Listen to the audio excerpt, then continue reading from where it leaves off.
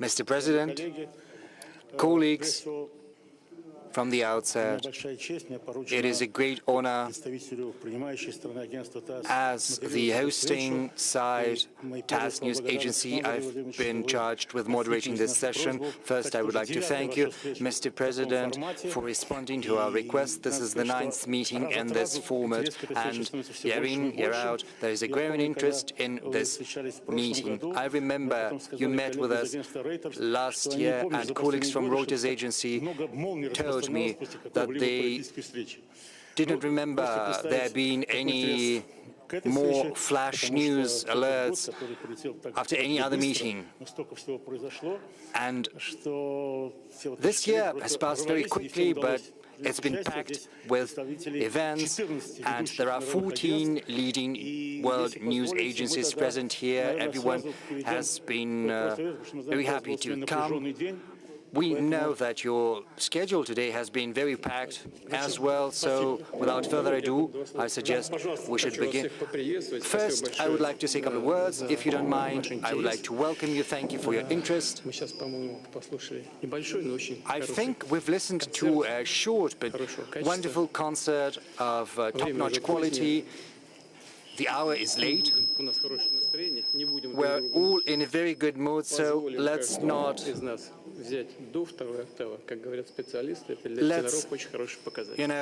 try to be as happy as we all can be. Let's take the highest note we can, as they say, and then we will go to bed.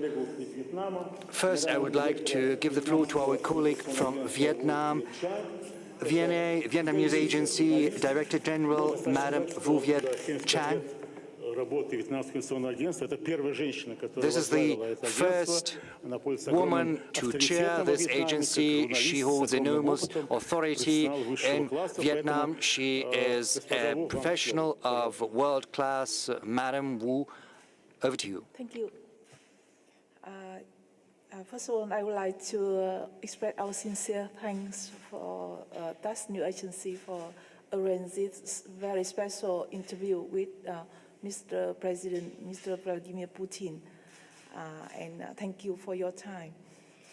Your Excellency, Mr. President Vladimir Putin, yes, in your thank you very much to the 28th St. Petersburg for your question Economic Forum, and your the discussions welcoming remarks to the 18th St. Petersburg International Economic Forum.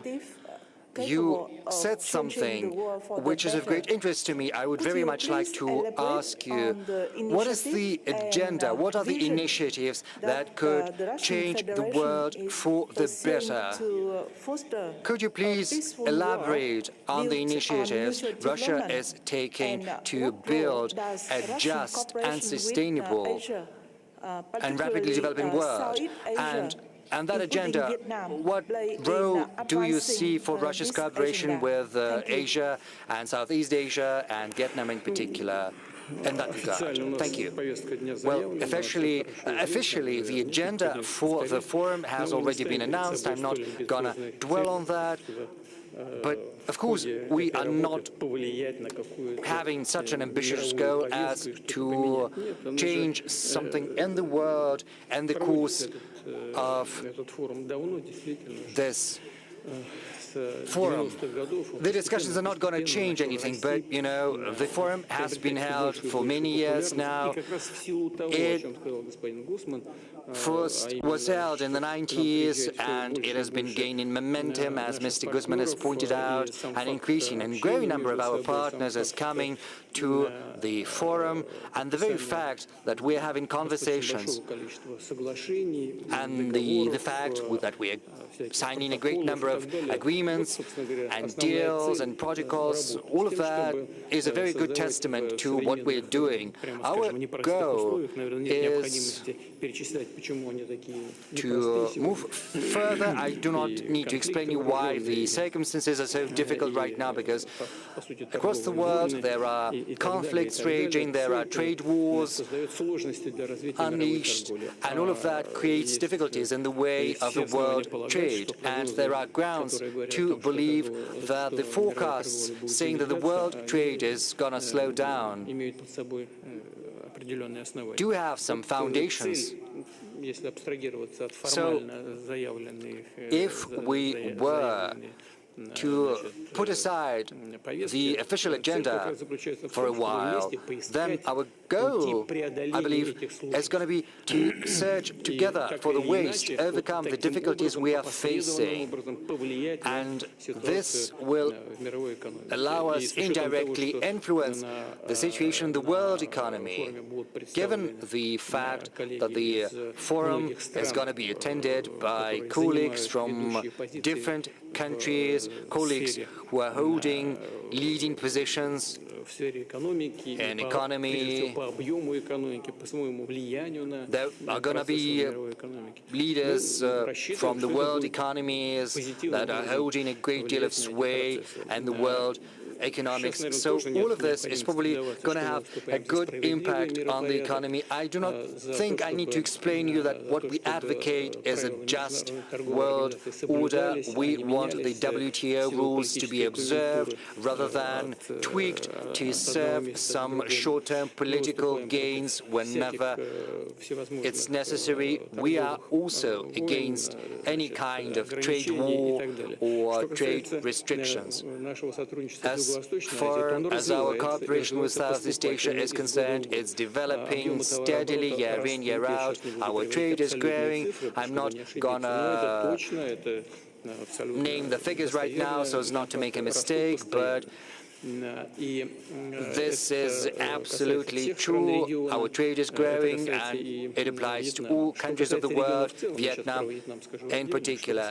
I'm going to speak a couple of words about Vietnam, but I believe that Southeast Asia is a very promising avenue because the share of the southeastern economies and the world economy, as well as the economic growth rates, are ahead of the average indicators across the world, and we believe that these countries are very promising partners for Russia. As far as Vietnam is concerned, we have a special relationship with Vietnam. Everyone is well aware with that, starting from the 1950s or 1960s. It was particularly evident when the Vietnamese people fought for their independence. But since that time, it's been long. The world has changed, as have our countries, but this relationship of friendship and cooperation still persists. We have a great number of projects.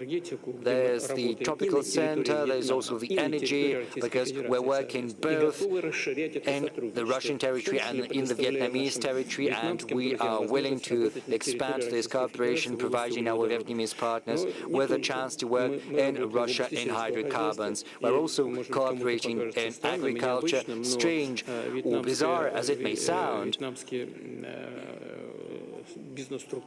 Vietnamese enterprises are investing in Russian agriculture to the tune of billions of US dollars, and they have been performing admirably over the recent years. Many are certainly aware of these investments, and we will keep creating conditions to make sure that our entrepreneurs and business people from Vietnam feel as comfortable as possible. We also have some good groundwork in humanitarian sphere. I refer in particular to trained professionals. There are several thousand Vietnamese students studying in Russian universities, different faculties, and we will support this process because it's beneficial not just to Vietnam, but to us as well, because we are creating a very good human foundation for further developing our relations. I have been to Vietnam, and my delegation and I have met with the graduates from Russian universities.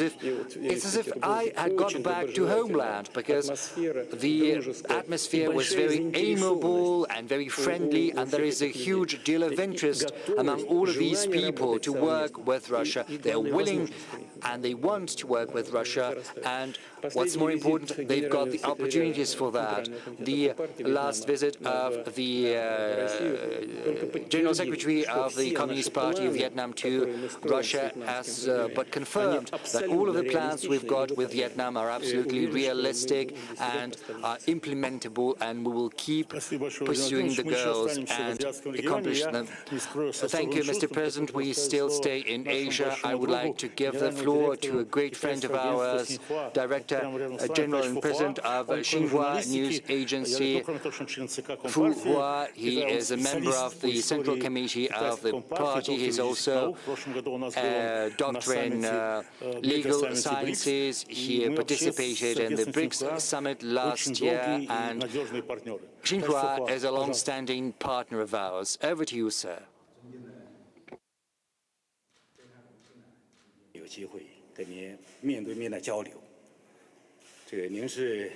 Thank you for this opportunity to ask a question. Mr. President, you are a long-standing and close friend of the Chinese people.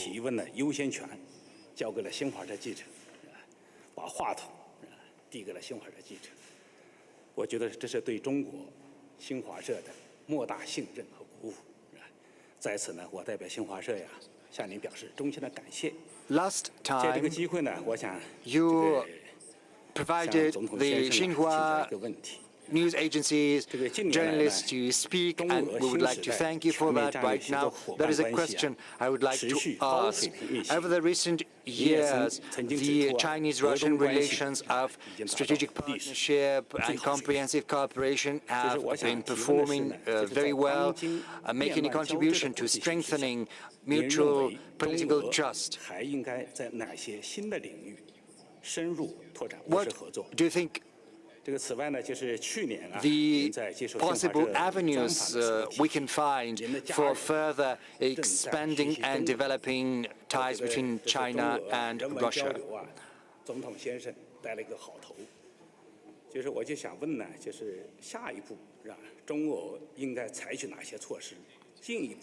Last time you spoke about your family, saying that some of your members of your family are interested in studying Chinese. So in that regard, what do you think is the role for popular diplomacy, for people's diplomacy, in strengthening the ties between Russia and China? Yes, I said that some of my family were studying Chinese. I spoke about my granddaughter. You know, there's like a nurse from Beijing, and she speaks Chinese with her freely, whereas my daughter, I think it was in the early noughties,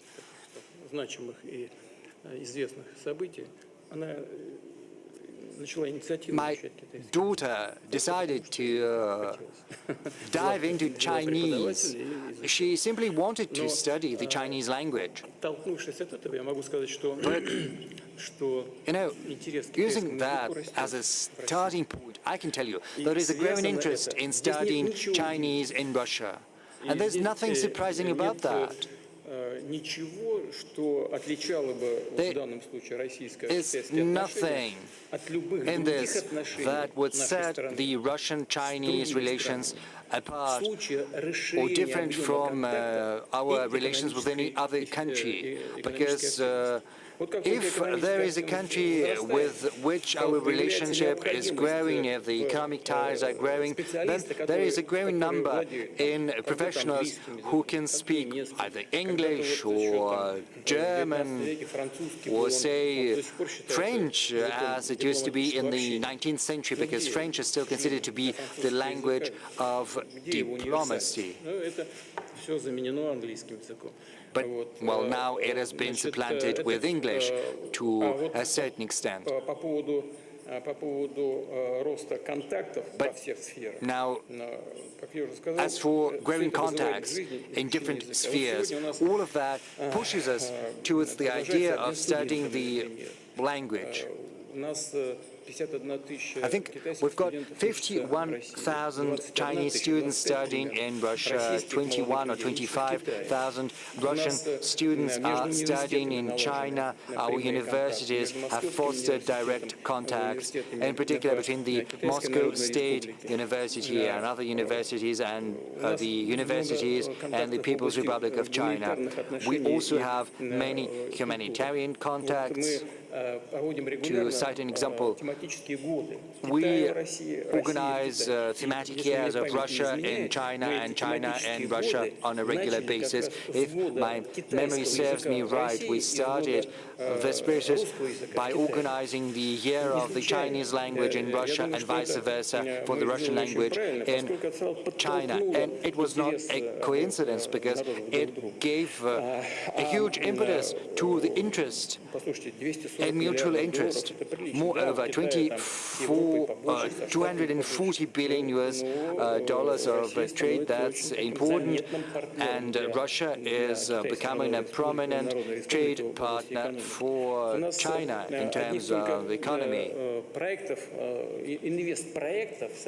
The number of investment projects that have been planned are to the tune of 200 billion US dollars. All of them are very realistic and practicable. All of them are going to be implemented and put into practice. And that means that we need professionals speaking Russian from China and vice versa, speaking Chinese from Russia. And this is going to be the case. This is going to happen. Right now, in terms of purchasing parity capacity, China is the first economy of the world. Russia ranks fourth, and this will only get better. I said that last year. This is not about Russia's alleged pivot to Asia.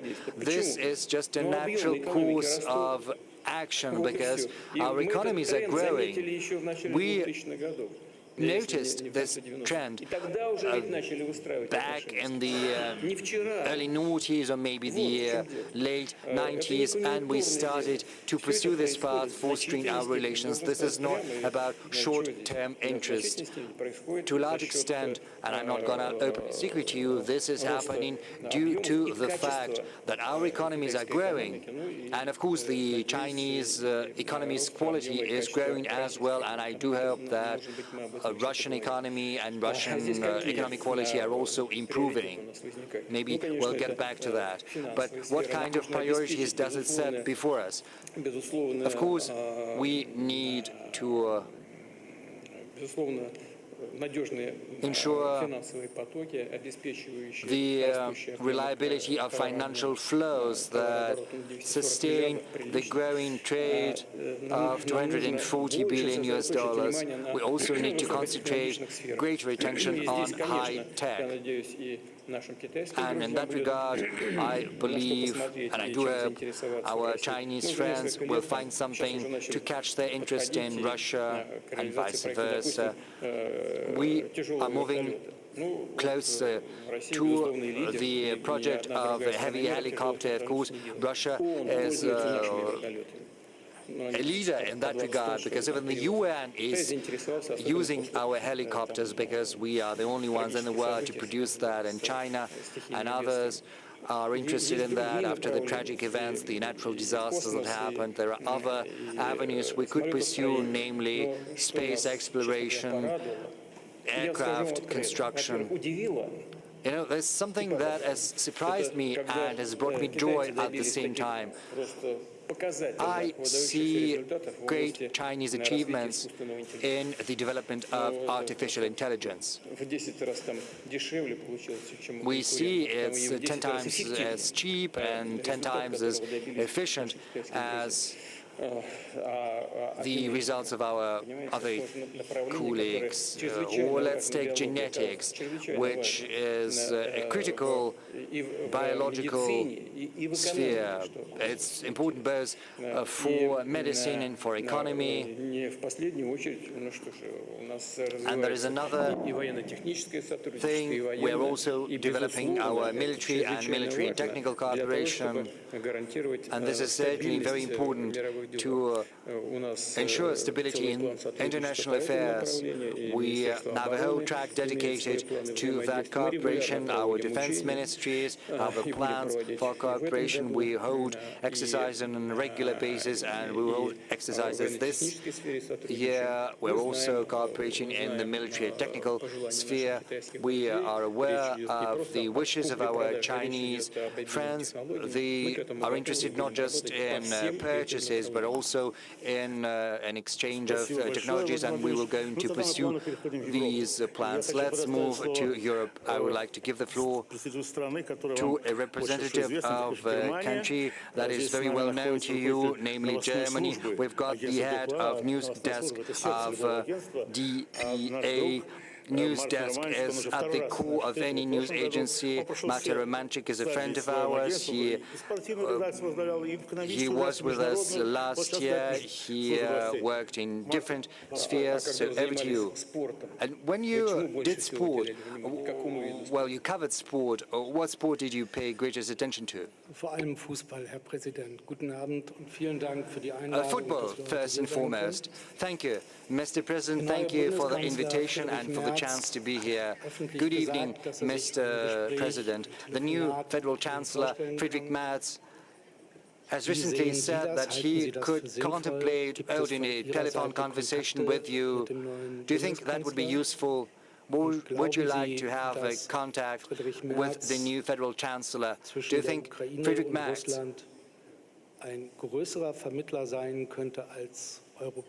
could be a more successful mediator between Russia and Ukraine than Donald Trump? Thank you.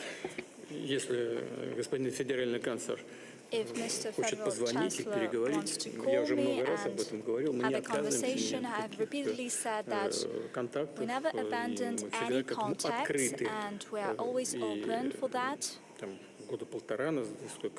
18 months ago or 2 years ago, such conversations were held with Chancellor Scholz and other leaders of Europe. They were regular, but at some point in time, when our European partners decided to inflict a strategic defeat upon us on the battlefield, they seized these contacts.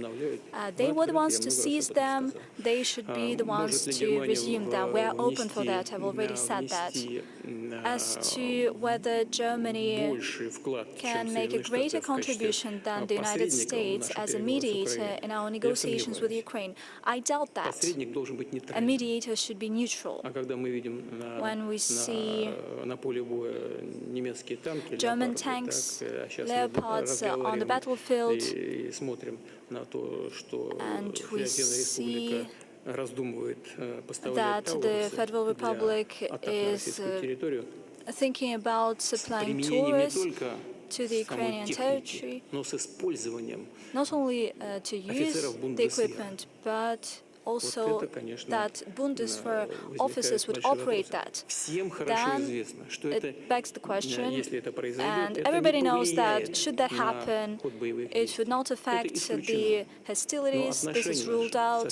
However, this will spoil our relations even further. That is why we consider Germany today, just like many other European countries, not as a neutral state, but as a party that supports Ukraine, and in certain cases as an accomplice to the hostilities. Nevertheless, if we're talking about a desire to talk on this matter, to present some ideas, let me once again reiterate, we're always open to do that. Thank you, Mr. President. Europe, once again, Reuters news agency needs no further introduction. Representatives of Reuters participated virtually all meetings. Here with us is the Global Managing Director, Simon Robinson.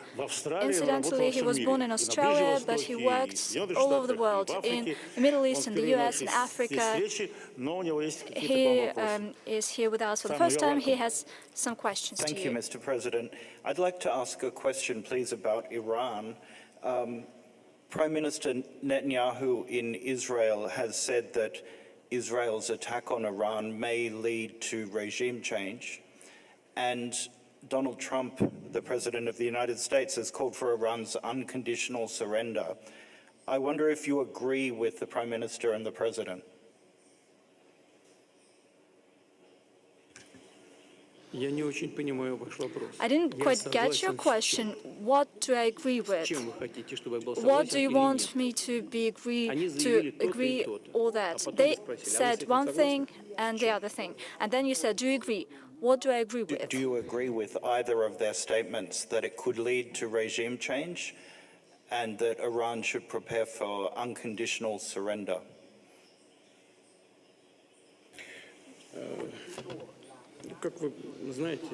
As you know, Russia and I personally keep in touch with Prime Minister of Israel on this matter, as well as with President Trump. You should always see whether the goal is achieved or not when you start something. We see that as of today, given all the challenging domestic processes there, we know about that, and there is no point in delving into that, but still there's a consolidation of society around the political leadership of the country. And, well, it happens virtually everywhere all the time. Iran is no exception here. That's the first thing. And the second thing, which is equally important, and everybody talks about that, I would just reiterate that what we hear and see all around the place, these underground facilities, they exist and nothing happened to that. And hence, I believe it would be right for us all together to seek ways to end hostilities and to find ways to reach an agreement for all parties to the conflict, so that the interests of Iran could be ensured on the one hand, when it comes to its peaceful nuclear activities, naturally, peaceful nuclear activities. I'm also talking about peaceful nuclear energy and the peaceful use of nuclear energy in other areas, as well as ensuring the interests of Israel in terms of unconditional security of the Jewish state. That is a subtle matter. And certainly, we should be extremely careful here. But in my view, overall, such a decision could be reached. As you know, back in the time, we started implementing a project in Iran that was launched by German companies, and we built the Bushehr power plant. German companies left.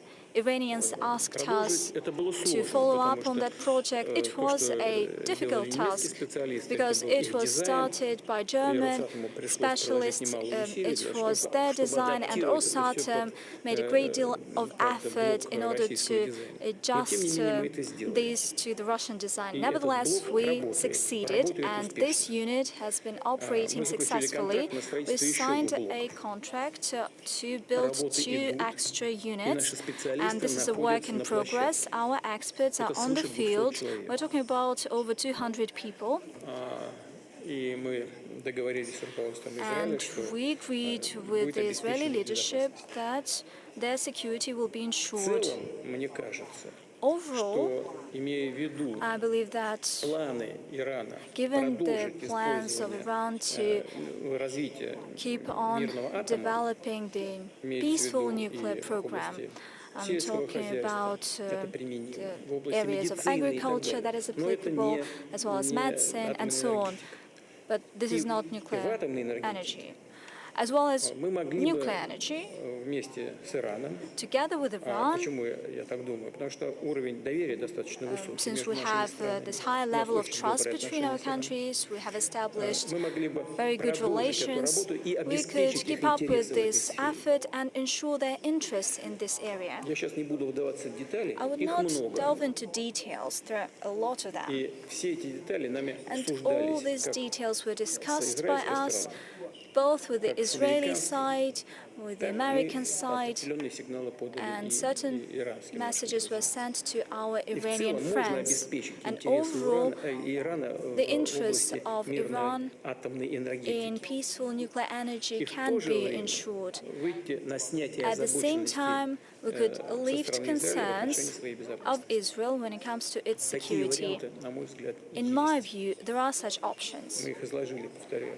Once again, we have outlined them to our partners, the US, Israel, and we reached out to Iran. We do not impose anything to anyone. We simply say how we see the way out of the situation. But certainly it's up to the political leadership of all these countries to decide, primarily Iran and Israel. Thank you, Mr. President. This year, as you might know, marks the 75th anniversary of diplomatic relations between Russia and Indonesia. The Indonesian president came to St. Petersburg to take part in the St. Petersburg International Economic Forum, but the media representative has outpaced his leader, and over to you. Terima kasih Yang Mulia kepada Presiden Putin. Hari ini kami sangat berbangga mendapat kehormatan bertemu dengan Presiden. Thank you, Mr. President.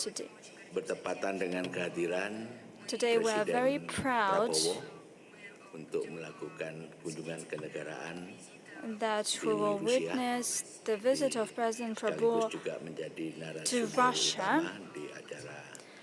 and we also would like to make a big contribution to the work of the St. Petersburg International Economic Forum. We see that President Prabowo has a special connection to Russia.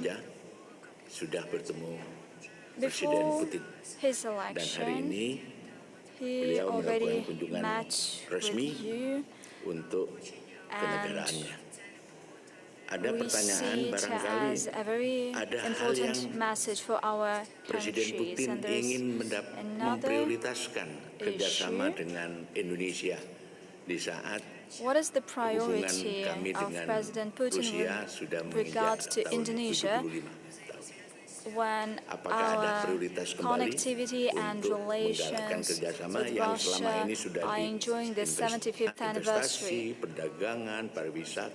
Today we already make investments, we have interaction in tourism sector, in the military sector, we cooperate in trade. Indonesia today tries to attract investment, especially from big countries where Indonesia has special programs in the development of nickel, in the production of nickel. This product will be produced by Indonesia. That's the first question. And the second question, we would really like to know about Russia's atau contribution menjawab ketidakpastian kondisi ekonomi global. Karena kita melihat tahu bersama to bahwa improve ekonomi this sekarang ini situation lagi with ada economic di uncertainty in the poros world. Cina, ada di poros Rusia, dan There is ada a di poros Amerika, situation dan that has to tanda-tanda do with the ekonomi axis of memaju China and juga the axis of ada the di United Asia States. Tenggara. Dan saya kira There is ke depan also Asia an Tenggara axis of juga other akan major countries of the butuh world, and I believe untuk that in the mendapat future, kepastian ekonomi Asia global untuk mengakselerasi pembangunan would need some termasuk kind of Indonesia certainty yang in memiliki potensi sangat economy, besar dari including sisi in populasi Indonesia, penduduk, sumber that daya has a manusia, huge dan potential in terms of the mengenai population, geopolitik its workforce, internasional. Terima and the kasih. geopolitical position on the international arena. Вы абсолютно правильно определили You have отношения с identified отношения and России и Индонезии very well и put наши отношения с президентом Индонезии. and described the relations between Russia and Indonesia and between the presidents. He deemed it possible to have a visit to Moscow before his inauguration and after the election, and we appreciate that. That is a good sign that Indonesia and the current president seeks to have a comprehensive development of our ties. What can I say? Indonesia enjoys fast growth rates. It is becoming one of the major countries, almost 300 million, 297 million. That is your population rate? Ya, memang Indonesia. Indeed, that is true. Да, я спросил, сколько населения сейчас в Индонезии? What is your population? It's almost 300 million, right? 2.800.000. 280 million, Вы представляете, 280 миллионов человек. 89 million. Вот, значит, многие европейские страны, даже мы Many в России, European мы все countries, такие, even все считают себя великими in державами. Russia, well, we consider ourselves to be great powers. Just come to think of it, Indonesia is home to 280 million, and it is fast developing. You know what's happening? The world is drastically changing. And it's not just about the population. It's about the fact that these countries and the economies are transforming quite rapidly. The structure of the economy is changing, just like the aggregate GDP, the growth rate, the increase, the level of education. And all these countries naturally would fight to achieve a higher level of revenues for the population. This will inevitably result in a number of measures in science, economy, education. They reach very significant positions in the world, in the global economy, and that's how we treat Indonesia. On top of that, we have very good decades-long trust-based relations. Certainly, there are traditional areas of our cooperation. We'll keep on supporting them, but certainly we will try to diversify our ties. I believe that the level of trade today does not live up to our opportunities, and without any doubt, tomorrow we'll have a very meaningful conversation with the President of Indonesia. We'll discuss all priority areas. For us, I would not like to jump the gun. He has just come to our country. Tomorrow we'll have several hours to talk to one another in detail. You have mentioned certain problems between the US and China with regard to tariffs and trade relations. Indeed, the People's Republic of China has a surplus, trade surplus, and probably we need to balance that. But I agree with my Chinese friends, we need to do that in a calm way during negotiations, and for sure we can achieve the necessary results.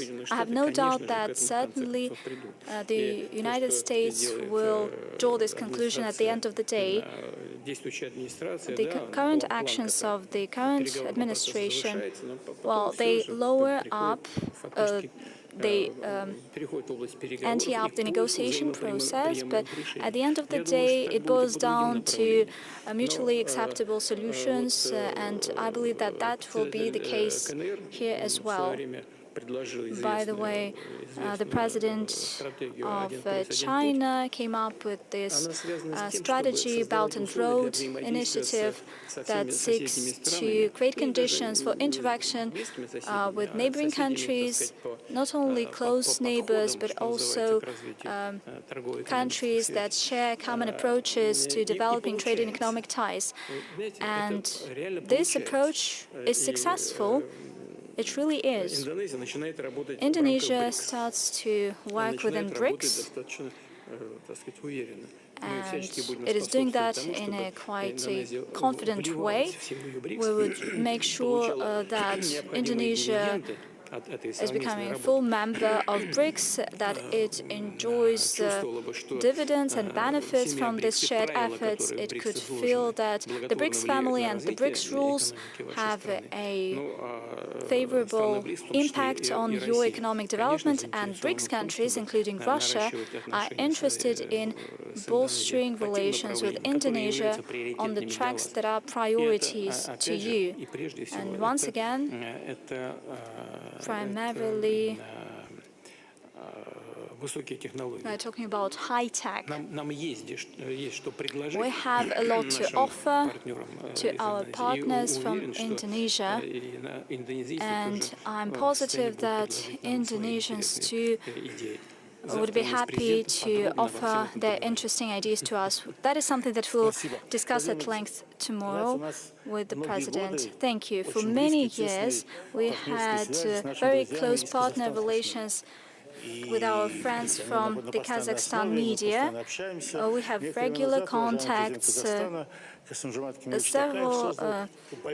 a certain point in time, President of the Kazakhstan established a great complex, including this TV and radio complex of the President of Kazakhstan. Our colleague, Mr. Jaldinov, is currently Deputy Director. He's on the other side of the table. Over to you. Mr. President, thank you for the invitation. My question is as follows. The economic cooperation between Russia and Kazakhstan still has positive dynamics. What do you think our countries can do in order to stimulate further development of trade and economic ties between Russia and Kazakhstan, especially against the backdrop of global challenges? You know, we have special relations with Kazakhstan. You can see that, everyone knows that these are relationships of alliance in the very direct sense of the word. The history of our countries, which used to be one state, one country. There is also a great deal of human contacts, interpersonal relations. All of that holds huge importance. Moreover, Kazakhstan is part of the CSTO, which is our defensive structure. It is also part of our economic association. We cooperate with Kazakhstan as part of the SCO as well as on other international forums. All of that is of huge importance because it creates an environment which allows us to cooperate in the most important fields and spheres. I have to say a couple of words about energy. Energy has always been one of the pillars of our cooperation, As you're aware, we have started to think about expanding our supplies of gas and other energy, because during the Soviet times, you know, the gas infrastructure was built in such a way that part of the resources used to be supplied from Russia to Kazakhstan, so Kazakhstan was lacking its own infrastructure back during the Soviet times. It was lacking the pipeline system, so traditionally it used to get gas supplies from Russia because it was part of one single country. And we still continue these supplies, but right now President Tokayev and myself are engaged in discussions on expanding this cooperation. We are thinking about how we can reach third countries' markets together. We're also thinking about setting up logistics for supplying Kazakhstan's oil, because, you know, the greatest deal of Kazakhstan's oil, which is exported, goes through Russia. Well, most of it is flowing through Russia, through the Caspian pipeline consortium, as well as through other infrastructure. Almost all of Kazakhstan's oil is exported via Russia. But we are cognizant of the fact that Kazakhstan is interested in diversifying these routes, and we stand ready to help Kazakhstan in that regard. We're working in Europe together. We're still working together in Europe together. We're also working together on space. And this is not just about the use of Baikonur launch site.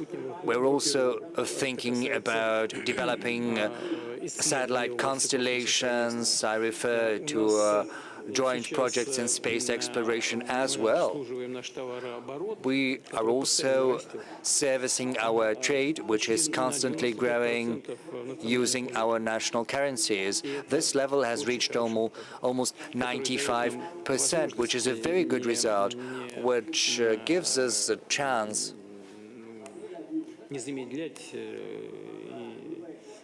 to avoid any slowdown in our trade, given the difficulties in performing transactions and the difficulties in the way of financial flows for goods and services. And of course, I would be remiss not to mention our humanitarian cooperation, which is developing rapidly as well. And I'm hopeful that we will keep doing all of that. President Tokayev is a man who understands full well how important the relations with Russia are for Kazakhstan, and we will reciprocate. And of course, our cooperation in law enforcement is of critical importance as well, because we're working together to eliminate any threats stemming from terrorism and organized crime. We believe that to be of huge importance. I would also like to remind you that we are part of the CSTO, Collective Security Treaty Organization, our defensive alliance. Our defense ministries are in constant contact and engaged in regular cooperation. And I would like to underline that this cooperation has never been nor isn't aimed at any third country. Our single goal is to ensure security within our sphere of responsibility, because we are certainly concerned about certain situations, such as the situation in Afghanistan. Yes, Kazakhstan does not have a border with Afghanistan, but there are other countries that have such a border, and we understand that in the past some terrorist groups managed to infiltrate in our neighboring countries. Moreover, we've got the longest state border with Kazakhstan. That is the world's longest land border in the world, and it is very important to us, and we will keep developing our relations in this field and in other spheres as well. I would like to underscore once again that we view Kazakhstan as one of the closest countries to us. It is an ally of ours, and I see no complications in our relations, no complications whatsoever. And we will keep searching for new avenues of cooperation to pursue. You're certainly aware we have regular meetings with President Tokayev. He comes to see me, and it is always a pleasure for me to go to Kazakhstan. Our governments, our foreign ministries are in constant contact. 24/7. Thank you. Thank you, Mr. President. To the right, I have a colleague you know very well from Agencia EFA, Mr. Sanz Mingote. In Spain, he's known not just as a great journalist, but also a specialist in history and philosophy. He is a popular lecturer. So, over to you, sir.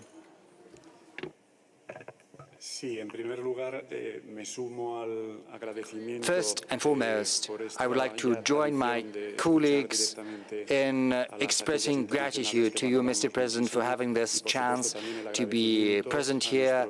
When you listen directly to news agencies, I would also like to thank the TASS news agency for the hospitality. As you're aware, in several days,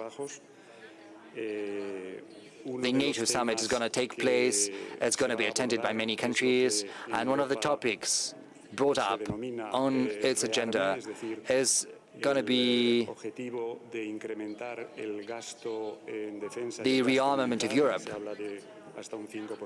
Europe is planning to spend more on the military sphere. Is going to boost its military expenditure. So if you had a chance to speak before NATO, what would you tell them? What's your message to them? What's the goal? Do you think this rearmament of NATO is a threat to Russia?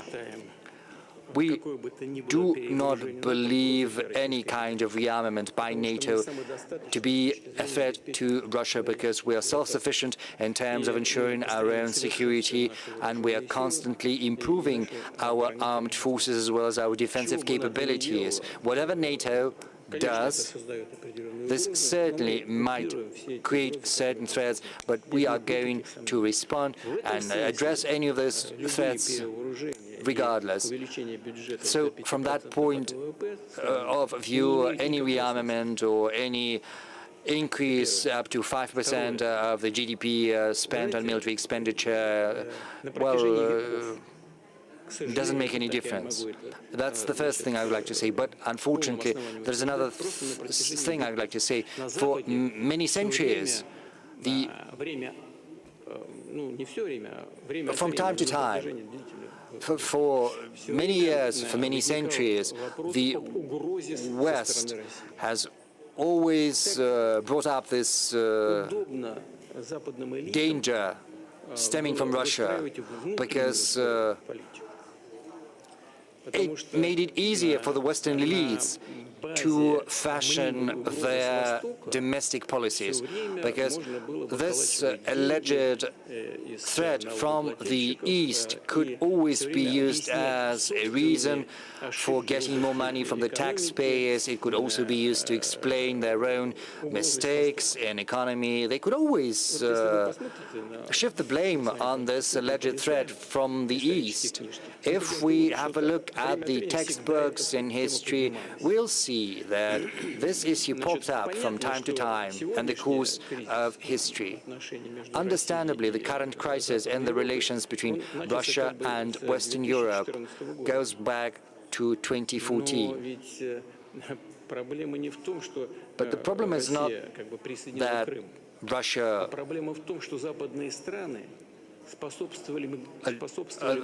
that Crimea joined Russia. This is the problem is that the Western countries were facilitating a coup in Ukraine. We always hear this saying that we need to live by the rules. But what kind of rules are these when three countries, France, Germany, and Poland, came to Kiev and they put their signature to the agreement between the opposition and the then authorities headed by President Yanukovych as the guarantors. Their foreign ministers came to Kiev and acted as guarantors.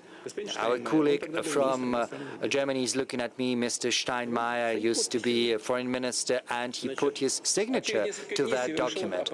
But after several days, the opposition carried out an armed coup, and we didn't hear any protest. And then they're telling us that we need to abide by the rules. Are you writing rules for others to follow, whereas you are not going to perform according to those rules yourself? That's where this crisis stems from. Not because Russia was acting from the position of force. No, it was these people whom we used to call partners until recently that have started to act according to these rules. Madam Nuland said that you spend $5 billion on the coup. What kind of revelation is that? Our Western partners have always been acting from the position of force since the collapse of the Soviet Union, and it's understandable why that has been happening.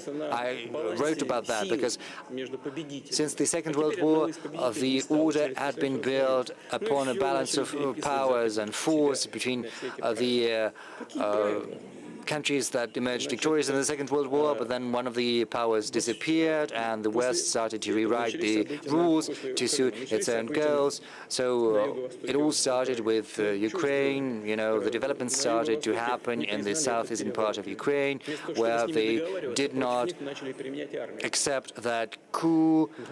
Instead of trying to reach an agreement with them, the authorities decided to use force against them.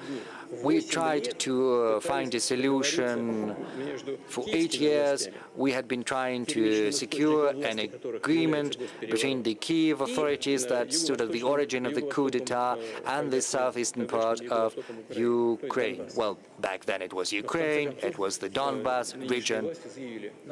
But in the end, the current authorities told us that they were not happy with anything in the Minsk agreements, that they were not going to observe them. For 8 years, they had been persecuting these countries. They were also mistreating the Russian Orthodox Church, the Russian-speaking population, and everyone had been turning a blind eye to that. In the end, we took the decision to put an end to this conflict, yes, by resorting to armed forces. Does this mean we intend to attack Eastern Europe? You know, in the past, propagandists from the Hitler regime said that the more implausible the lie, the more efficient it is. So this legend that Russia harbors the thought of attacking Europe is that incredible lie they're trying to make their population believe in. But we understand, all of us understand, that this is nonsense, this is absurd.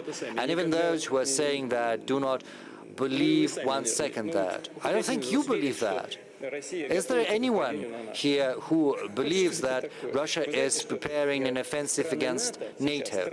You know, NATO countries are currently spending $1.4 trillion on military expenditure. This is more than all the rest of this is more than the rest of the world combined, including Russia. And what's the population of NATO? It's more than 300 million, almost 400 million, I think. Whereas Russia's population is just 150 or so. And, you know, the money we spend on defense is not comparable to that. And they are still saying that we are gonna attack Europe. But that's absurd, and everyone understands it's nonsense. They're still trying to dupe their own population in order to get more money from the taxpayers. You know, it's almost 5%. They're gonna ramp their military expenditure too of the GDP, and they're also trying to explain away their failures in economy. Germany is the EU's leading economy, and it's currently on the brink of recession. I still cannot wrap my head around this. Why did Germany decide to stop using our energy? We used to supply energy via Ukraine. Ukraine used to get transit fees to the tune of several million US dollars. And Germany decided to abandon all of that. There is no rational explanation for that. Volkswagen is perishing. The same goes for Porsche, the steel-making industry as well, the fertilizers. It's all the same, but for the sake of what? You know, to spite the conductor, I'm going to buy a ticket, but I'm not going to take the train. If NATO countries want to boost their military expenditure even further, well, it's up to them, but it's not going to benefit anyone. Yes, it's certainly going to create additional risks, but it's up to them to make that decision. I think that is absolutely irrational. Moreover, it's pointless because there are no dangers emanating from Russia whatsoever. You know, Dr. Goebbels used to say that the more incredible the lie, the faster the people are going to believe it. And maybe some do believe it, but they had better look into saving their car industry and also increasing their salaries. Thank you, Mr. President. Right now, I would like to give the floor to a friend of mine from Turkey, because the eyes are fixed on Turkey because Istanbul has been serving as a negotiating platform, and also millions of Russians are going to Turkey for holidays. Serdar Karagöz represents Turkey's leading news agency, Anadolu, and I think he's the only one who's brought his wife to this session, to St. Petersburg. We'd like to thank him for this initiative. This is a call to the rest of the colleagues. Next time, do come with your spouses. Well, either he took his wife with him, or maybe the wife didn't let him go without her. Well, maybe she did say that you're not going anywhere without me. Well, we will hope that your wife wanted to visit Russia and St. Petersburg. And she speaks Russian too. Well, that's great. Thank you, Mr. President. My wife used to study in Russia.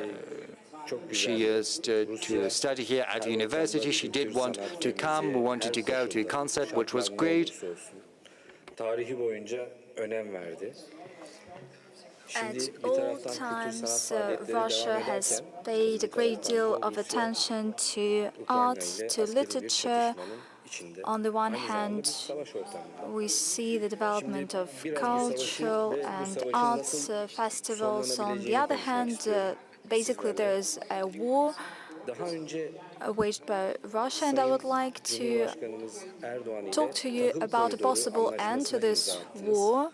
Previously, together with President Erdogan of Turkey, during the war you have signed an agreement on the grain corridor, and together you have saved millions of people from famine. Even against this challenging backdrop, you have managed to find a solution to such complex issues. Last week, President Erdogan called to have a summit in Turkey, a peace summit. Mr. Zelensky agreed immediately. Mr. Trump said that I will come if Putin comes, but Kremlin said that the conditions are not ripe so far. And in this regard, I have the following question. Do you give an important role to the leaders in addressing these issues? And what are the conditions that should be ripe so that leaders could gather and put an end to this conflict? Thank you. Regarding the statement of President Trump, well, I heard it differently. Mr. said, Putin doesn't come because I don't come. What should he do there if I'm not there? And he's right here. That's the first thing. And secondly, he repeatedly said, had I been president, this war would have never happened. And maybe he's also right here. During one of my latest telephone conversations with Mr. Biden, I told him,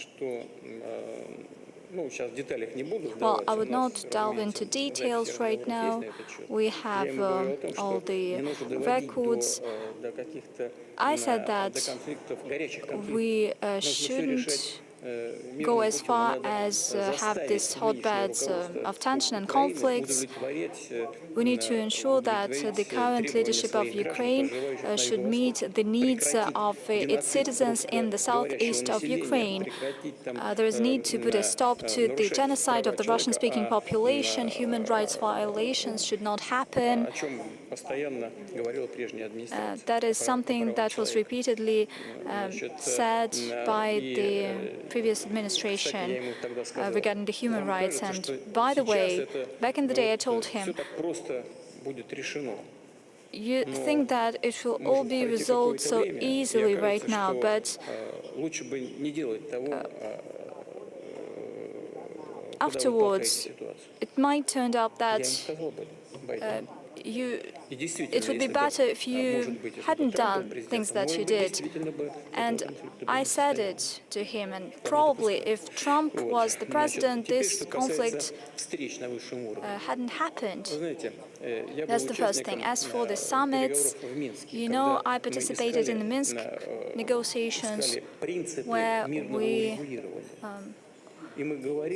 were seeking the principles for peaceful settlement, and we spent 17 hours talking about that. We spent the whole night doing that, and we reached an agreement on the principles, but the Western countries did not abide by them. The German Chancellor said that they simply had to buy time to rearm Ukraine. She said it publicly. Nobody forced her to do that. Same goes for the former French president. They were the ones who said that. It turned out that our so-called Western partners never intended on implementing anything. We need to find a solution that wouldn't just put an end to the current conflict, but that would put in place conditions to prevent such kind of situations in the long run.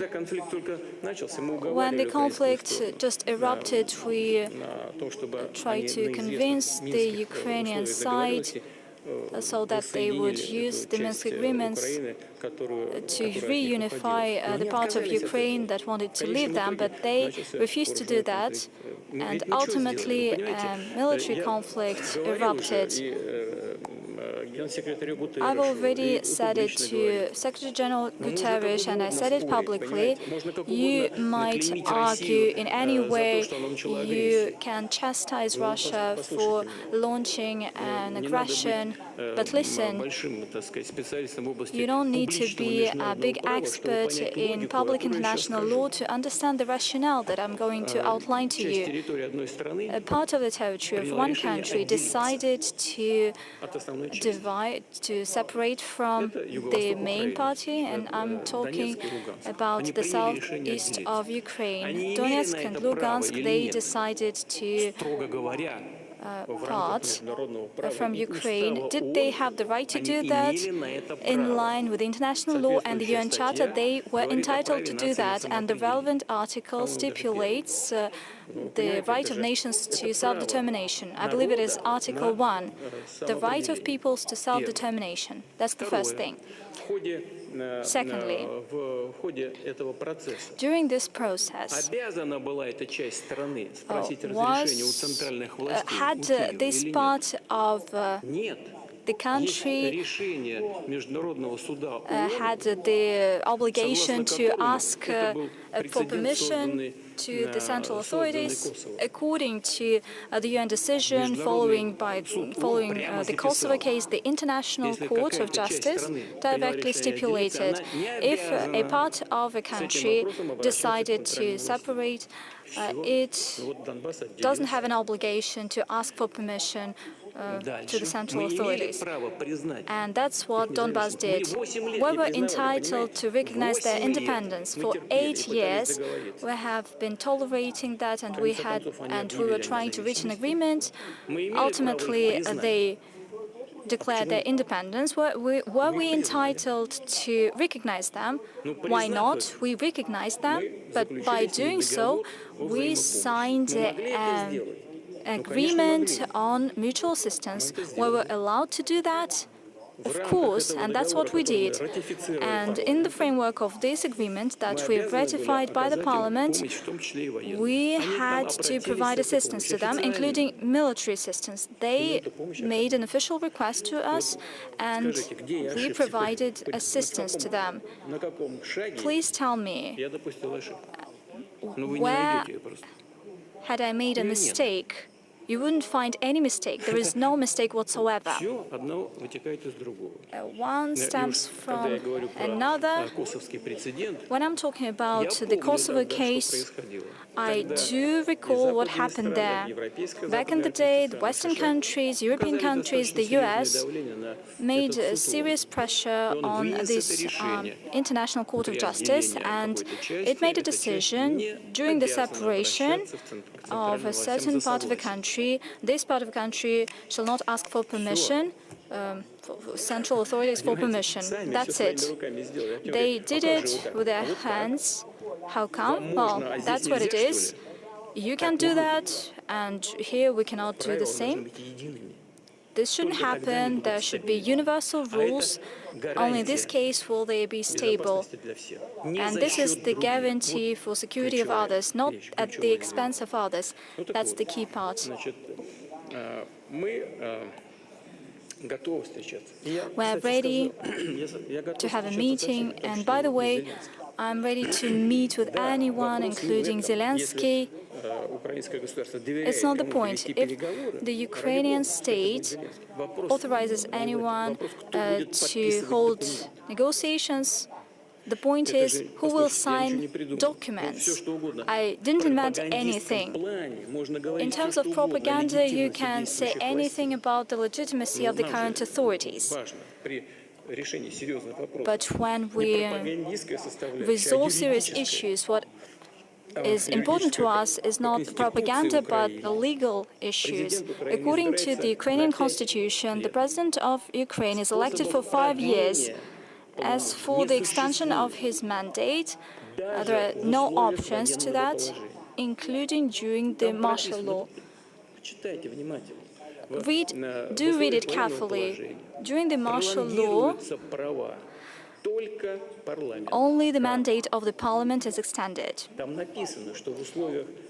It stipulates that during the martial law, elections shall not take place. That is true, but it does not stipulate that the mandate of the president is extended. And that's it. As for the constitutional order, Ukraine is not a parliamentary or presidential republic. It is presidential parliamentary republic. What does it mean? It means that all bodies of authorities are shaped by the president. Well, everybody considers it to be a democratic society. It might be the case. So everybody is appointed by the president, all military commanders are appointed by the president, just like the ministers, and all governors are appointed by the president. There is no election process here. But if the head of the state is not legitimate, then the whole system is illegitimate. Why am I saying that?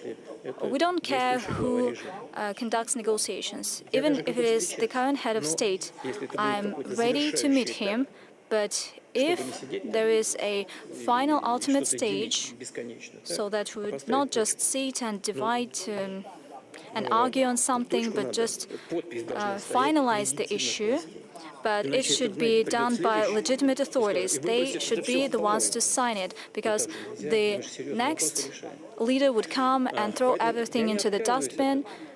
This shouldn't be the case. I do not abandon that, but we need to have a great deal of effort invested. And another important point, even before the conflict, we asked the Ukrainian authorities to implement the Minsk agreements. They refused to do that. Then the special military operation was launched.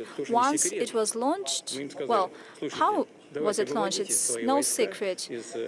We told them, withdraw your troops from Donetsk and Lugansk republics that we recognized as independent states.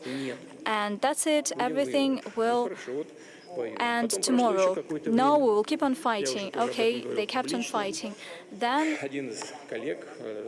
afterwards, and I also made it public, one of Western colleagues asked me, could you imagine that the Kherson region, the Zaporozhye region, you're fighting for Donetsk and Lugansk, and the other two regions had nothing to do with that, but that was the logic of the military actions. Could you think about leaving them? Well, we could think about the sovereignty of Ukraine, but provided a certain servitude, the right to have this land passage to Crimea. Why? Because they always make these threats to destroy the Crimean bridge. As simple as that. And this person said, can I tell it to Kiev? He came and told it, and they said that he's an agent of Kremlin. This is one of the leaders of one of the major states. Oh, that's nonsense. Okay, we reciprocate the requests of the citizens in this territory, and we hold a referendum, and now it's part and parcel of the Russian Federation. And as I have said, the situation would degrade, and that's what happened. Now we're talking not only about Donetsk and Lugansk, but about two other regions of the Russian Federation, plus Crimea. Let us discuss this. By the way, when we had negotiations in Istanbul, and thanks a lot to President Erdogan in 2022, odd as it may seem, but we reached an agreement on everything with them. You see, there was a draft agreement that was developed, and it included issues of denazification, territorial issues. We reached a certain language that both Russia and Ukraine were happy about. But no, those who want to increase the defense expenditures in Europe and the US came and they said, you shouldn't do that, you should have a military defeat of Russia on the battlefield. They threw everything away and they started reaching this goal. Now the situation has changed and they say, let us reach an agreement. Okay, let's do that. Let us unwrap these packages and let us hold negotiations. We shouldn't just sit day in, day out, all year round. That is why we are ready to continue these negotiations. Currently, overall, when it comes to humanitarian track, the situation proves that these negotiations have a point. We agreed to have this 1,200 POWs exchange. We already received 500, and we are ready to receive further 400. Well, it is said, but we provided more than 6,000 bodies. In return, we got 57, I believe, 57 bodies. We provided 6,000 bodies of Ukrainian soldiers to Ukraine, and we're ready to provide additional 3,000. But let me once again reiterate, these are tragic and sad figures. Nevertheless, this is a humanitarian issue, and that is a positive outcome of negotiations in Istanbul. Thanks a lot for the platform that you have provided, thanks to President Erdogan. But we are ready to have substantive negotiations on the principles of settlement, but the Ukrainian side also needs to be prepared for that.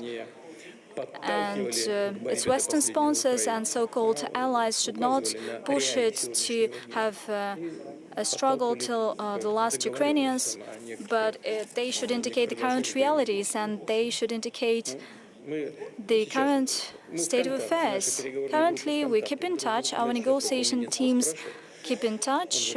I asked just now Medinsky, and he said he had a conversation today with his counterpart from Kiev, and they reached an agreement on having another meeting after June 22nd. But I should say straight away that Mr. Fidan, let alone President Erdogan, are doing a lot in order to achieve this settlement. And I should say directly that President Trump of the US has been doing a lot and is sincerely committed to settlement. We will build on the position of our friends from China, India, other BRICS nations. We keep in touch regularly on that matter. They too are very concerned. I meet with the leaders of these states, and we start almost every conversation with that matter, and we thank them for thinking about that and for trying to find a solution. Believe me, we want to have a fast solution, and it's better to have a peaceful solution. Thank you, Mr. President. You know Madam Akulovich quite well. She is the director of a fraternal agency of ours. Mr. Lukashenko is a very thorough, serious man, and she has a very difficult job, but she's doing great. We are great friends, and I'd like to give her the floor. Thank you for such an assessment. Mr. President, in the beginning of your statement, you said that you stand against wars and restrictions. We're talking about economies, trade wars, and restrictions. And we know your position quite well.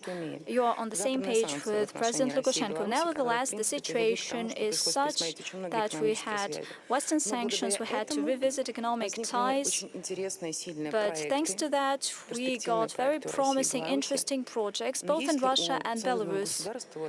Does the Union State have a plan B in case the sanctions are ramped up, and possibly this will be the case? Within the Eurasian Economic Union, in 10 days' time, Minsk will host the Eurasian Economic Forum. I would like to know your opinion about this organization.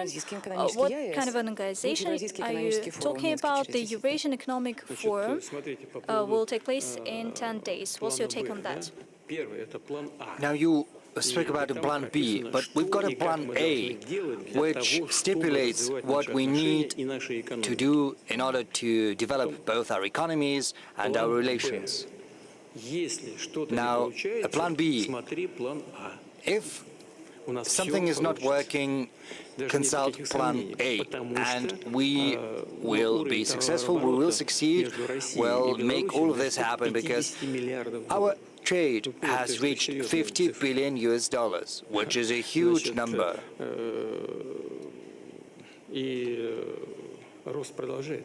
And it keeps growing, to a large extent thanks to our cooperation, because we are seeking for new ways to develop our cooperation, to find new avenues where we did not cooperate in the past. Say, as microelectronics, many have been mocking Mr. Lukashenko for allegedly preserving the Soviet command system. But he did manage to preserve a great number of economic branches and industries that are in high demand, especially amid the sanctions and restrictions. Yes, of course, many things need to be improved. A lot has to be done because it took other countries decades. But we still have a chance to use this as a groundwork for shared progress and fast one to boot. We also have some good opportunities in aircraft construction. Yes, sometimes these are just very small aircraft. Belarus can build some smaller aircraft on its own, but sometimes we can also cooperate deeper and wider in building bigger aircraft, which will probably be assembled in Russia. We also have some good cooperation in agriculture. There is mutual cooperation and collaboration. We have very good numbers, more than 50% or so. I'm not going to dwell on that because you're well aware of all of that. There are other avenues of cooperation. Some colleagues here, oh no, I don't think they have mentioned it, but there have been some discussions on logistics. Belarus, as is well known, is one of the world's biggest suppliers of fertilizers. And almost all of that is exported via Russian ports, via the Russian territory. There are certain issues that we've got disagreements on, and these controversies are very persistent. We've got them all the time. I'm not going to dwell on details, but we do manage to come up with a solution to all of these disagreements, because we are sincere about wanting to find a solution to these issues. As for the Eurasian Economic Union, it's indeed the deepest integration association in the post-Soviet space, and this integration is genuine. It's not just in words, but in real actions. Kazakhstan used to be one of the initiators of this project, for which we are hugely grateful to them, and this association is developing. It's true that there are some complexities. We're probably not ready yet for unifying our markets completely in energy and in other fields, but we have embarked on this path and we will arrive at our destination sooner or later. It's all about the pace.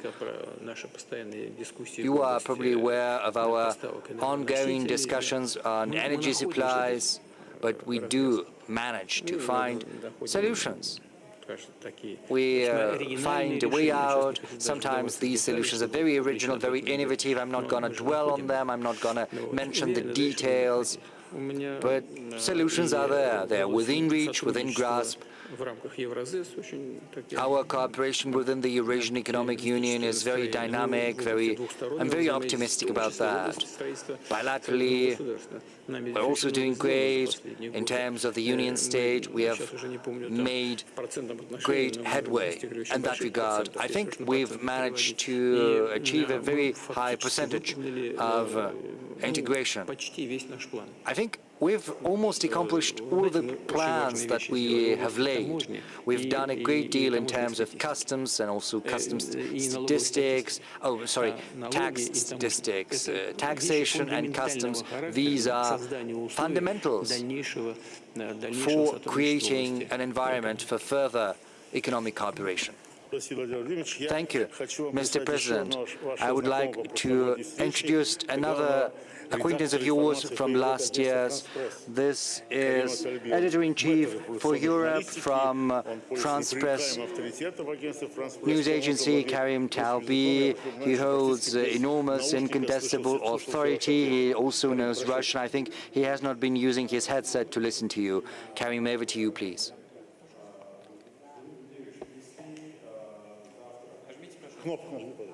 Please turn on the mic. Thank you. I'm sorry. If tomorrow, with the help of the US or without it, Israel were to assassinate Ayatollah Khamenei, what would Russia's reaction be? What would your first actions be? That is the first part. I'm sorry, Mr. Talbi. If you'll allow me, I think this is going to be the best response to your question. I would not even discuss this possibility. But unfortunately, this possibility is being openly discussed by Mr. Netanyahu, by Mr. Trump. Yes, I've heard all of that, but I would be loath to even discuss that. The second part of my question is also about Iran. You've got a strategic partnership treaty with Iran. It doesn't have a provision on mutual defense, but still, given the acute nature of the situation, would you be willing to provide Iran with new types of weapons for them to be able to defend against strikes from Israel?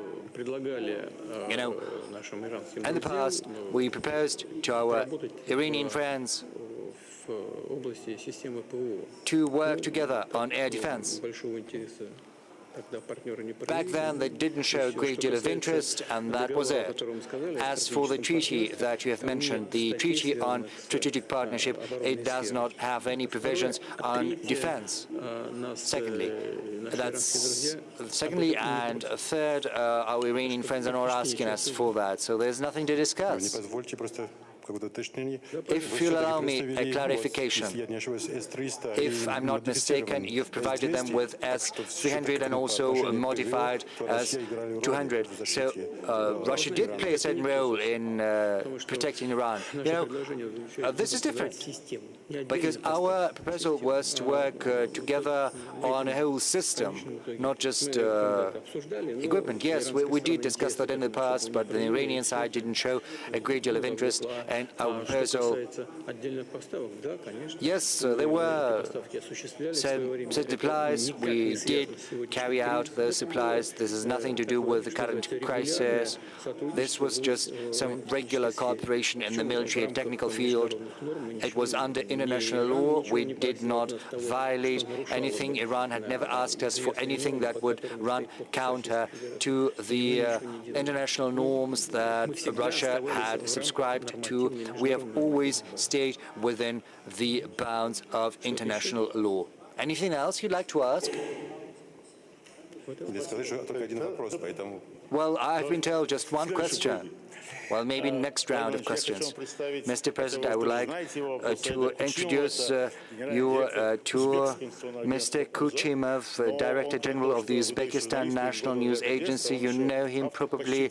Is not just a prominent journalist, he's also an author of more than 20 books, not just poetry, but also politics. Do you have a verse in Uzbek? Yes, a great verse, but maybe next time.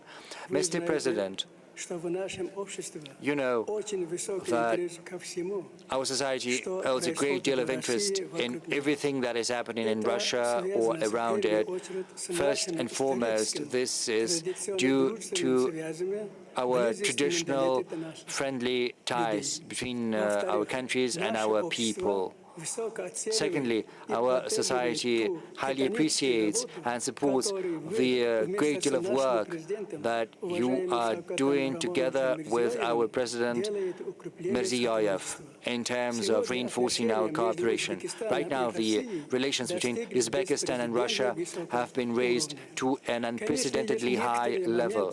Of course, there are certain things, some minor issues in migration in particular, but we see that we're taking efforts to address those. So I've got a question and also a proposal, if you'll allow me. I think that the guarantee of long-term development of our relationship is the cooperation between our young people, between our youths. It's all about how they see one another, how they interact. A lot is being done in that regard right now. Our youth associations are in close contacts. They're also participating in different events together. But I think there is a great need for an ambitious long-term program for youth exchanges with concrete goals and concrete indicators, because that would help reinforce the positive images of one another for many years to come, based on traditional values and shared history. This could also help address the minor issues that I've mentioned. So, Mr. President, I would like to ask you what you think about that. Thank you. Yes, first and foremost, I would like to confirm that the relations between our countries are developing successfully as well as steadily.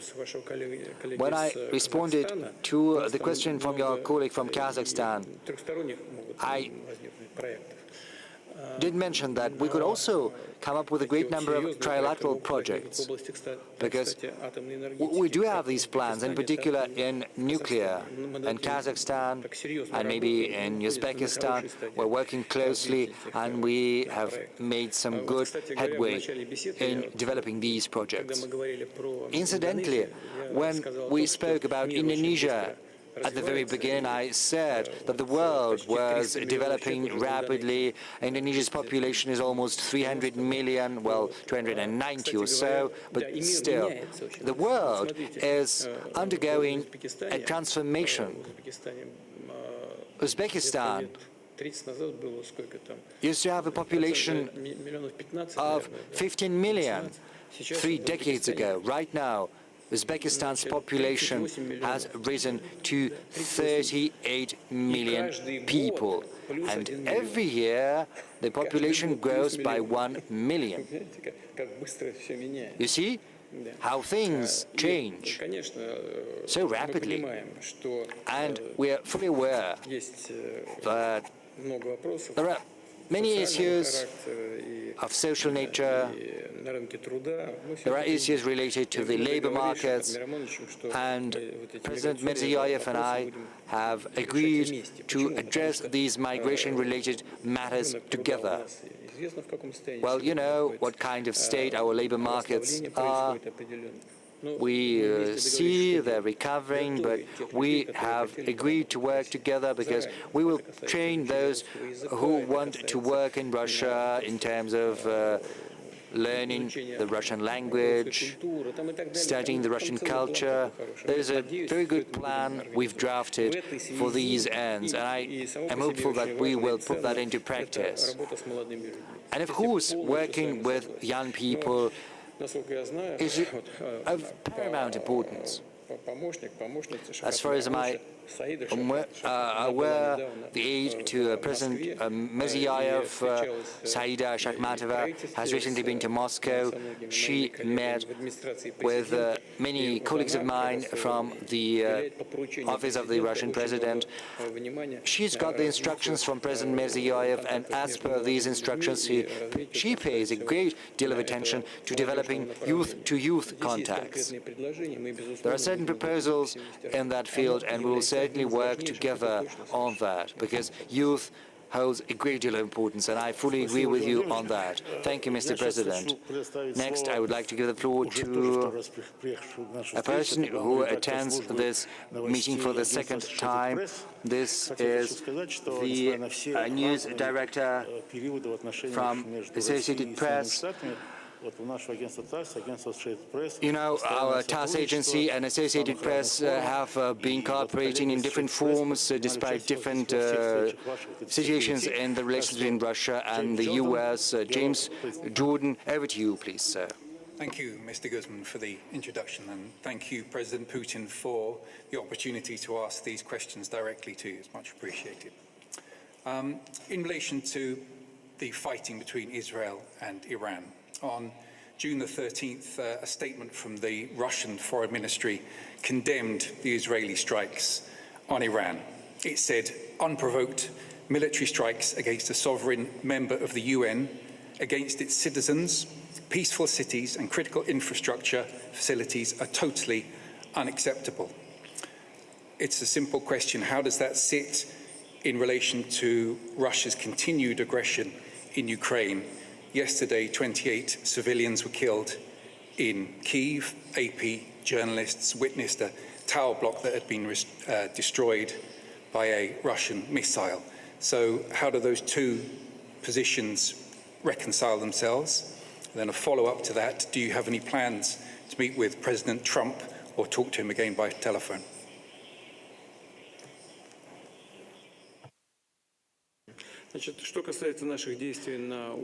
As for our actions in Ukraine, I think I have given a detailed account of that to your colleague when responding to his question. I think it would be pointless for me to repeat. We do not believe that we were the ones who started the hostilities in Ukraine, but we're trying to put an end to them, whereas the current Ukrainian leadership unleashed a war on its own territory, using force after the coup d'etat against the innocent population of Donbass. They used aviation as well as heavy military equipment against those people. They were performing strikes against residential areas. For some reason, no one wants to bring that up right now, but it was precisely these measures that resulted in the current conflict between Ukraine and Russia right now. That's first. Secondly, if your journalists did see those residential blocks destroyed by Russian missiles, they couldn't have told you about that. If they had seen anything, they saw that from the side, but it was not a strike against a residential area. It was a strike against a military facility, against a plant that is producing military equipment. This is what we're doing, and we're not hiding that. One of the goals of the special military operation is to demilitarize Ukraine. That is to take away its capacities to have armed forces that could pose a threat to us. So we either have to agree with them on that, and this is something we reached an agreement on in Istanbul back in 2022, because back then we came to an agreement on the size of the armed forces that Ukraine was allowed to possess. We had also come to an agreement on the number of the armed force and the staffing. We had an agreement on everything. But afterwards, thanks to the efforts of the Western allies of Ukraine, they simply threw all of these agreements away, as I mentioned, and they decided to fight against the last Ukrainian, until a full strategic victory, something which they couldn't achieve. So, unfortunately, we have to address the goal we have set before ourselves using our armed forces. We want a full demilitarization of Ukraine. We want to make sure that there cannot be any armed forces in Ukraine that could pose a threat to Russia and the future. And these are the strikes that your journalists witnessed.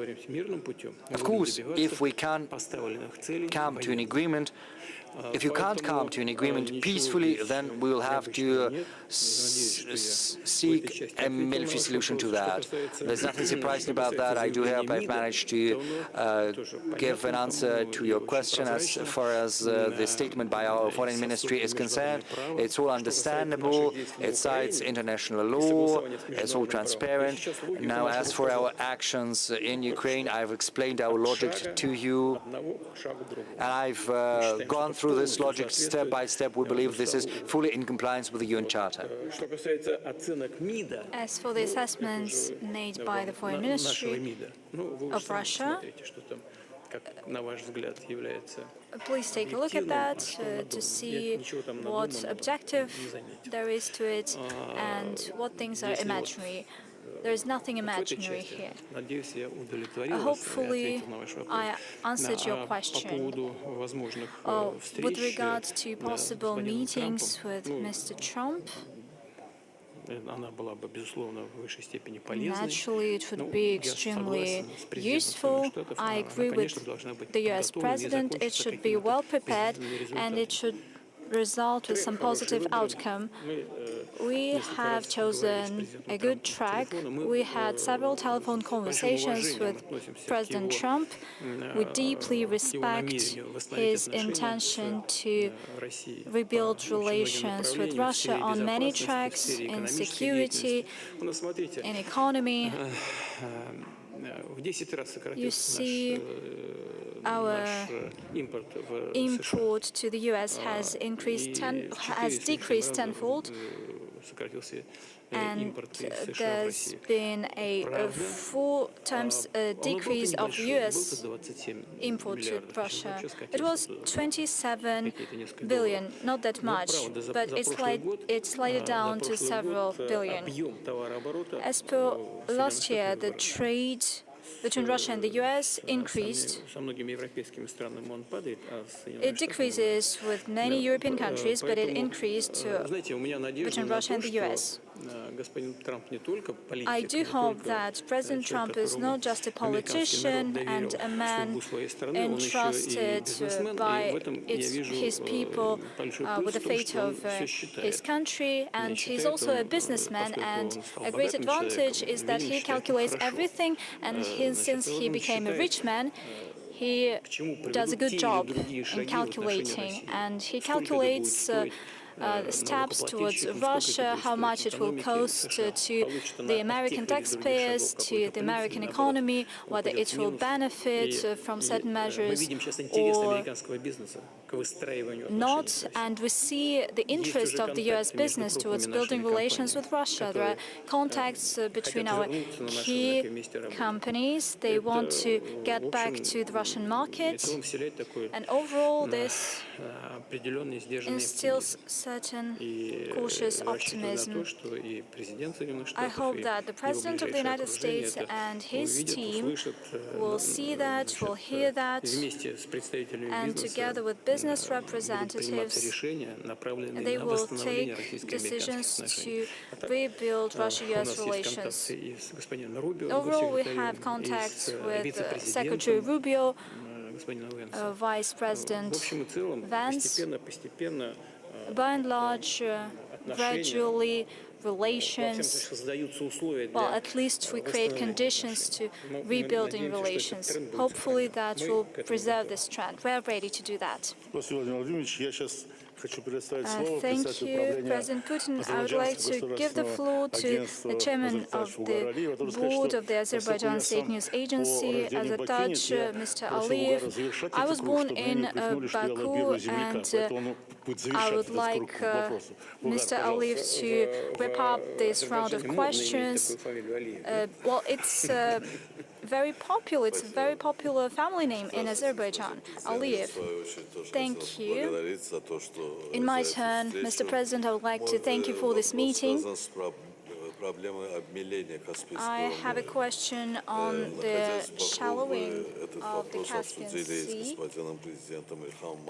You discussed this issue in Baku with Mr. Aliyev. After that, you instructed the relevant bodies in Russia to resolve this issue. The initial survey shows that there's an ongoing lowering down of the water level in the Caspian Sea, and the level of water depends on the Volga River flow. but this flow is also sharply decreasing. What measures are taken by the Russian side on this matter? You know that this issue was raised by the President of Azerbaijan, Mr. Aliyev, and I reciprocated that immediately. You know, well, this issue never popped up, but this is a major issue. We have tragic experiences, and we need to take urgent measures. The relevant instructions were made to the government, and I know that the Russian government, together with the government of Azerbaijan, are working in this direction. They are searching for possible solutions. We shouldn't make any rash decisions, but we need to work on a sustainable basis. I do not know whether we can resist nature, because besides man-made reasons, there might be some global reasons. And I know that there's been always an outflow. The Caspian Sea had varying levels of water at certain periods, and we need to do our utmost to prevent some irreversible processes. We're working with colleagues. I'm not ready to name specific measures, but I just know that we're working together on that. Overall, if we talk about Azerbaijan, last year we increased our trade by 7%. That is a good indicator. We have good projects, north-south, and other good tracks in logistics. And by the way, in the production sector, including the vessel construction, we have a lot to work on, and we have very good substance to that project. President, thanks a lot. My colleagues would get me wrong if I don't ask a question on the behalf of TASS agency. Well, it's not a question, it's a cry of my soul. If we take military professions, over the past year, the profession of a journalist has become one of the dangerous. We have lost a number of our colleagues, that is our pain, that is tragic, colleagues from Izvestia, and actually it is a common pain because journalists all around the world perish. What can be done by the UN, UNESCO? Back in the day, there was a phrase, don't shoot a piano player, he does his best as he can. You shouldn't shoot a journalist, he's fulfilling his duty. What efforts should be made to prevent the killing of journalists? Over the past year, there's been a 10% increase in the number of journalist killings, and currently these numbers are even higher. That is a question that I cannot answer completely, but this depends on the level of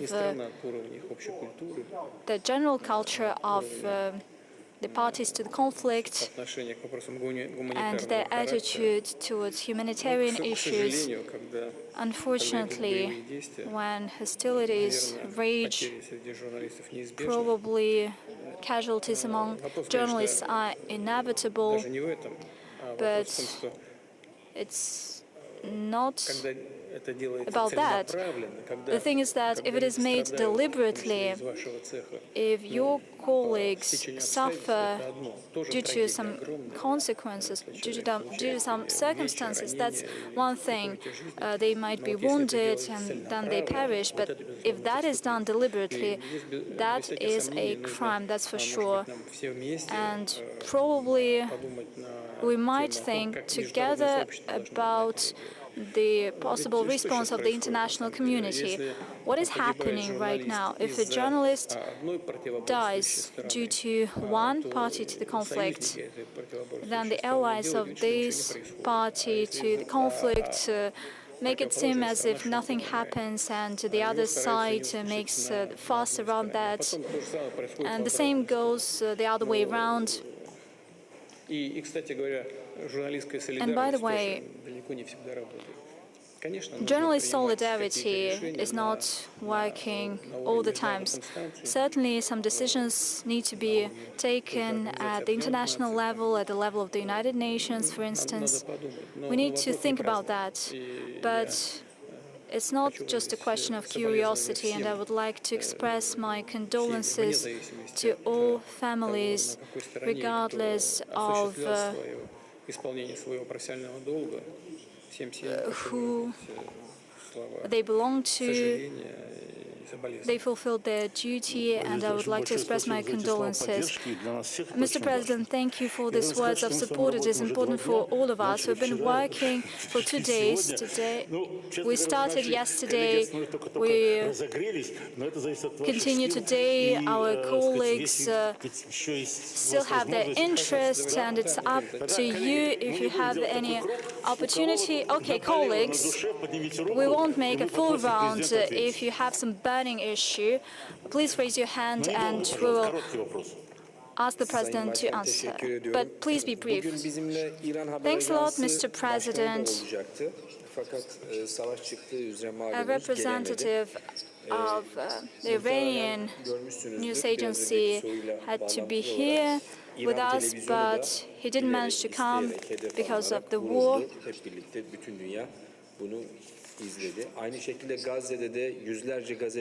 But you know that there was a deliberate, intentional strike against an information broadcaster building in Iran, and there was a great deal of casualties in Iran.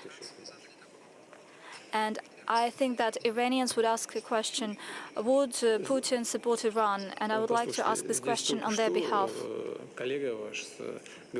Just now, your colleague made reference to the statement by the Russian Foreign Ministry regarding developments between Iran and Israel, and it is all laid down there. I have nothing to add. We keep in touch regularly, permanently with our colleagues from Iran, and today we had these contacts. I believe that tomorrow and the day after there will be additional contacts. That's the first thing. Secondly, I've already mentioned that our experts are working in Bushehr, 250 staff, and the overall number could reach 600. These are people that are on a short mission. We are not leaving. Doesn't that mean that we are supporting it? Iran didn't ask for any other kind of support, but we have provided our assessments. Let me repeat once again. What are the questions? Martin was one of the first who wants to ask another question.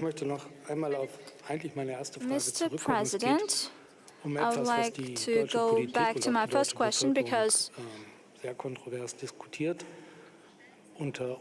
currently, the German society is actively discussing this matter. Olaf Scholz initiated debate on supplies of Taurus missiles when he was the Chancellor. Currently, Chancellor Merz didn't say publicly what would happen next if Germany supplies Taurus. What would be the response of the Russian Federation? I've already said that. Probably I didn't articulate it quite precisely, and I'm sorry for that. We know the backstory of our relations.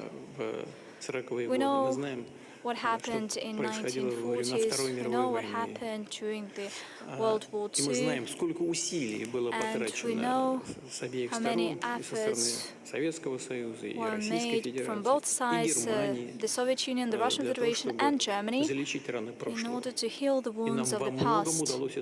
And we have managed to achieve that in many ways. I'm talking about the Eastern Germany, the Democratic Republic, but also it relates to the West. Suffice it to mention what Willy Brandt did. and his comrades in the party. Helmut Kohl has done a lot. The Soviet Union stood against the division of Germany. It was not the initiative of the Soviet Union to divide Germany after World War II. We were against that. In any case, there's no doubt that in 1990s, Russia and the Soviet Union were the ones to play a decisive role in the reunification of Germany and the fall of the Berlin Wall. I hope that nobody forgot about that in Germany. Let me highlight the President of the Russian Parliament wrote a letter to his counterpart in Germany. Throughout modern history, Russia hasn't done a single step, mind you, not a single step that would contravene the interests of the German people and the Federal Republic of Germany. However, the situation has changed right now. I don't want to give any assessments with regard to the position of Germany that it takes following assessments that were made in many Western countries in relation to the developments in Ukraine. Okay, that is a matter of political assessments. But when we see German tanks in Ukraine, well, not even in Ukraine, but in Kursk, there was German equipment on the Russian soil in the part of Russia that is not contested by Germany. It is the Russian territory. What is Taurus? This is a precision weapon that Ukrainian officers cannot operate. They're not able to do that. That is something obvious, and everybody knows about that. You cannot operate Taurus without space intelligence. This can only be done by Western countries. You cannot do that without German officers. Only German officers can operate Taurus. What does it mean? That means that servicemen of Bundeswehr will strike the Russian territory using German weapons. What is it other than the dragging of Germany into a direct armed conflict with the Russian Federation? There's no other way of putting that. It is not our choice. We do not want such kind of developments. But if the German leadership opts for that, okay, we will proceed from that. I will not delve into detail, but it will do a serious damage to our relations, to put it mildly. But it will have no impact on the hostilities, because the Russian armed forces have a strategic advantage on all directions. No matter who says what, our troops are making an offensive along the front line every day, more or less, but they are moving forward with each passing day. And further progress, even if Taurus is used, the progress is inevitable. You will destroy relations with Russia, but there will be no result on the battlefield. But at the end of the day, it is the decision of the German leadership. If it has a mandate of the German people to do that. You know what's happening there. I'm talking about the battlefront line. Hopefully you know that, and due to political concerns, You cannot provide an objective overview, but it is universally known. Hopefully, your staff that's been working there see everything.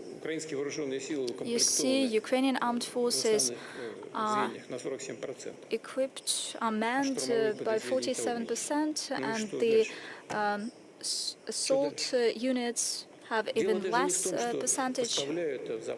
So what's next? It is important that Western supplies go on, but if they are manned less than by 50%, that means that the relevant unit is not combat ready, is combat able. There's also an en-masse forced mobilization ongoing in Ukraine, which is something you're aware of. I understand that you have to keep quiet about that due to the political reasons, but you are still aware of that. I think they made a decision to draft young men of 18 years. They wanted to take several thousand. They managed to get just 1,000, and then they deserted, and the number of deserters on the whole is growing rapidly and quickly. The losses outstrip the number of those who are drafted, are mobilized. So what comes next? That is why I'm saying that we agree to get at the negotiating table and to seek an agreement. We proposed our terms in Istanbul back in 2022. Those terms were much milder back then. Right now the situation is different, so the terms have been adjusted accordingly, but we still are ready to abide by the Istanbul principles. If they fail to come to an agreement, the situation might degrade even further and turn even worse for them. You see, I'm not making up anything. These are just objective facts. Several units over there are manned just 47%. So whether the Taurus missiles are there or not, it doesn't change anything. It's simply pointless. So you have to think whether there's any point in providing them with Taurus missiles in order to bury the German relations completely. Second question. You said earlier that Europe and other countries have made mistakes in regards to Russia. At the end of this year, you will have been in office either as president or prime minister for a quarter of a century. When you reflect and look back, have you made any mistakes?